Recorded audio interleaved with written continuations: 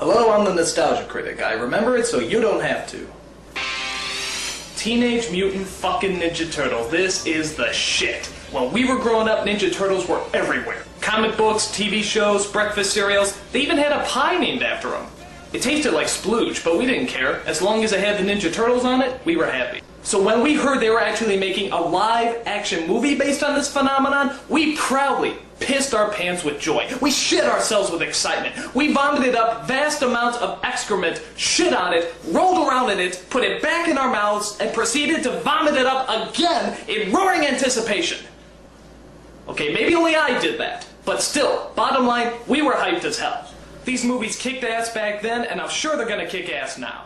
Which is to say I haven't actually seen these movies in years, but that's why as a special treat, I'm gonna sit down and review the movies with you as you're watching it with me. So, grab your vintage Teenage Mutant Ninja Turtle box of cookies and enjoy the show.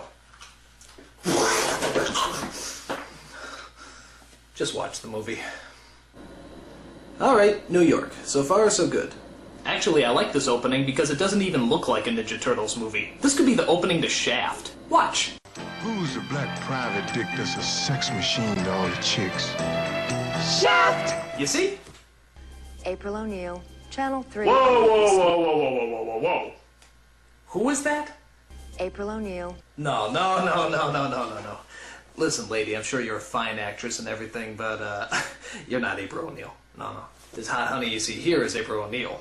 Yellow jumpsuit, nice legs. Damn, she's fine. So come on, where's the real April O'Neil? Come on, cough her up. Just what is going on out there, April?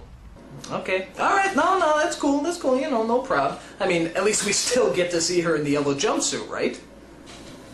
Oh, come on! That's not a jumpsuit, that's a raincoat! There is a difference. Look, you watching? I'll show you the difference. Here, watch close.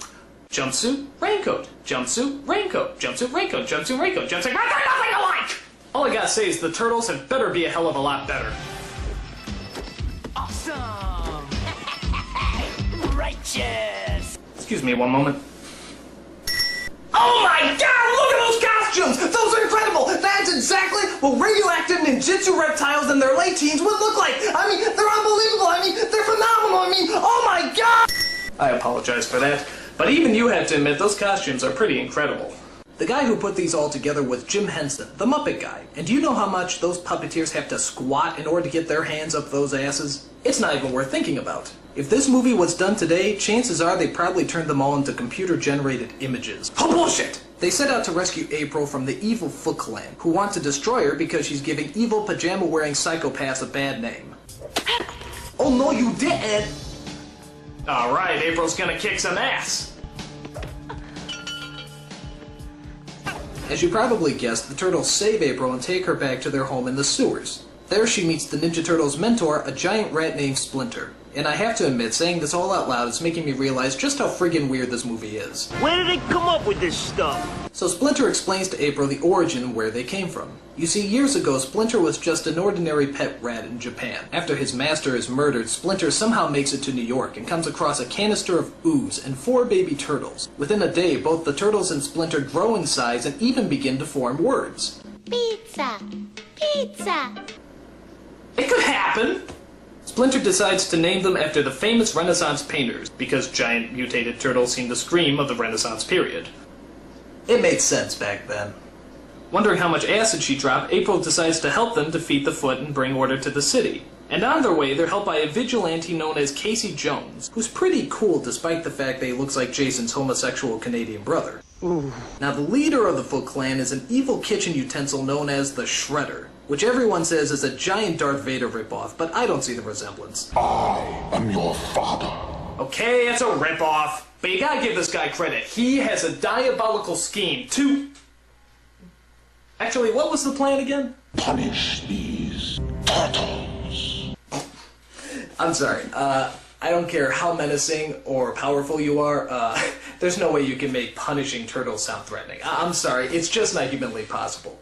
But, you see, he is using kids and teenagers to fight his battles. If you went up to a hitman and said you wanted them to hunt down some turtles, they'd probably laugh in your face. However, if you get a bunch of stupid kids, stone them off their asses, get dressed up in shiny metal, recruit them to be ninjas, and then ask them to hunt down some turtles? Dude, sign me up!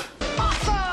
My only problem with this plan is the costumes they're assigned. I mean, I know they're supposed to be ninjas and everything, but those costumes are so tight, I don't even think they can talk.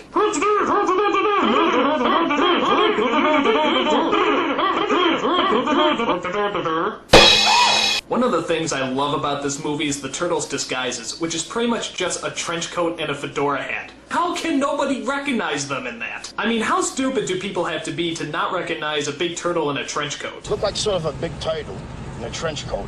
The movie comes to a thrilling climax at the top of a tall building, where the Shredder challenges our heroes to a man-on-turtle brawl. And of course, being the Ninja Turtles, they get their green asses handed to them. What point did we lose control here? But all that changes when Splinter comes into the picture. It's Sensei versus Sensei, giant rat versus giant cheese grater. The battle of all battles begins. Here it goes. This is gonna be good. Here it comes!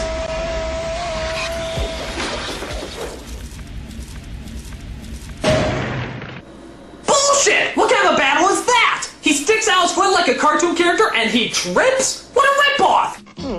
All I gotta say is the next film had better be a lot better. Teenage Mutant Ninja Turtles 2, The Secret of the Ooze. And what exactly is the secret of the ooze? It was made in a laboratory.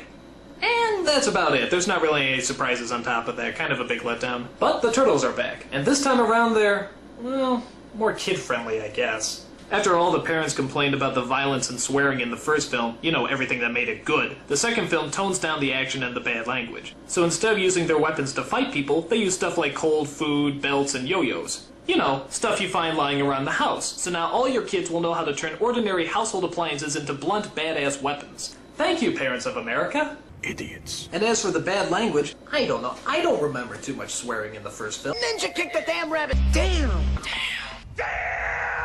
Okay. So every kid was swearing like a bastard after they saw this movie. But granted, it's a lot better than their original cut. Fuck that, man. Them niggas around the corner tripped out, man. Fuck that, man. Where my strap? Fuck that. Never let Spike Lee direct a children's movie. Can you believe this guy? So the story centers around the return of the sinister Shredder. After doing a short ripoff of Tim Burton's Batman, he gets back into action by plotting his revenge against those pop culture spewing reptiles. He steals a canister of ooze from that guy in Titanic and decides to make his own evil mutants. Within seconds, two innocent, harmless animals are transformed into the sinister duo of Bebop and Rocksteady. Yeah, like I said, Bebop and Rocksteady. Now the one scene everyone remembers is the fight scene that takes place in the whitest of all rap clubs led by the whitest of all rappers. You guessed it, Vanilla Ice. Oh no! Gee, it looks like they're pretty freaked out about all those monsters breaking into their club. But wait a minute. I think the Ice is feeling something. I think he's conjuring up a rap, a sort of ninja rap, if you will. Yo, it's the Green Machine. He is! Look at that! A totally unrehearsed yet somehow totally choreographed rap scene entirely made up on the fly. What talent. I gotta tell you, this guy is going places! Like the unemployment line. So the film climaxes as the Shredder drinks what's left of the mutated ooze and turns into a mutant himself. Jesus Christ, look at that. That is a badass villain. It's a super shredder!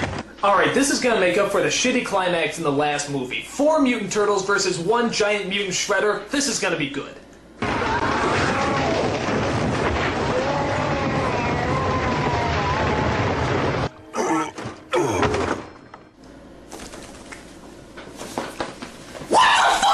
Are you telling me that a regular shredder can survive a 7-story fall and a dump truck crushing him, and yet a super shredder can't survive a bunch of wood falling on him? Bullshit! Bullshit! Bullshit!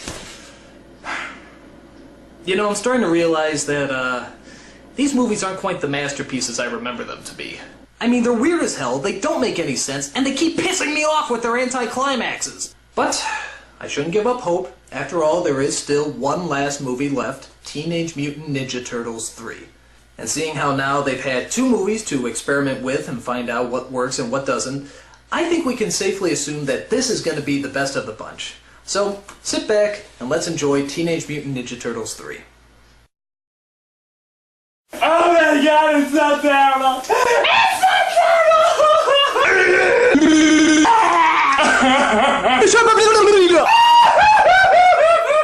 This is the worst thing that no one should ever have to see. It's awful. It's terrible.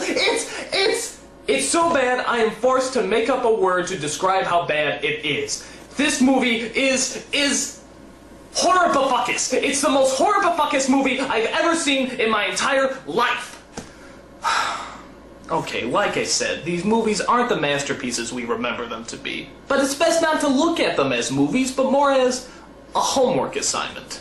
Make a movie about 4 mutated turtles in their late teens who are named after Renaissance painters, led around by a giant rat, know ninjutsu, eat pizza, dress up like flashers, fight a guy who's named after a cheese grater, and make it plausible. And you know what? With the exception of the last movie, I'd probably give this project an A. Minus, but still an A. I'm a nostalgia critic. I remember it, so you don't have to.